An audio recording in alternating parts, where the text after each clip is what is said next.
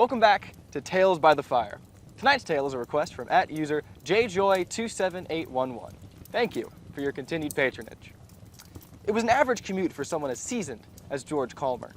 His nightly walks up Garden Ground Mountain, while ill-advised, always provided a sense of solace. While he did have to drive the trail he took, he didn't mind it, as long as he was able to take his walk.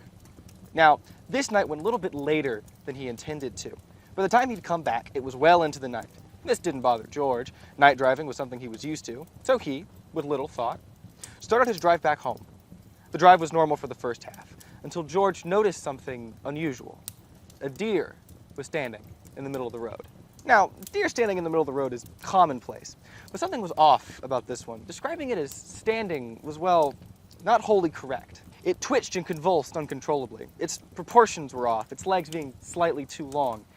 And the deer's eyes, well, weren't the eyes of a deer, but of a man, ever spaced out, as if dreaming. George knew he had to move the deer. There wasn't any room to drive around it. He honked his horn, revved his engine, made as much noise as he could to scare it off, yet it stood unaffected. So George came up with an idea. Maybe he could scare the deer by running at it. So he got out of his car and began to approach the strange creature. Just as George stepped away from his car, the deer snapped to look at him. It stood on its hind legs, towering 8 feet above George. He froze, locking eyes with the beast. It was then that George was forced to come to terms with the obvious, that this was no deer. This was an abomination, something he did not understand, something whose full attention was on him. Slowly, he backed into his car, praying whatever creature was in front of him stayed where it was.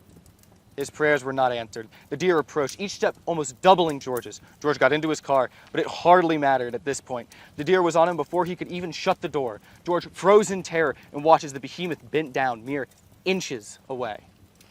Right as George thought he was going to meet his end, something rustled in the woods. The deer's neck cracked as it craned towards the sound, then darted away. It took George a moment to recognize the chance he was given. He quickly slammed on the gas and rushed away. George never saw this not deer again, but he also never went back to Garden Ground Mountain again.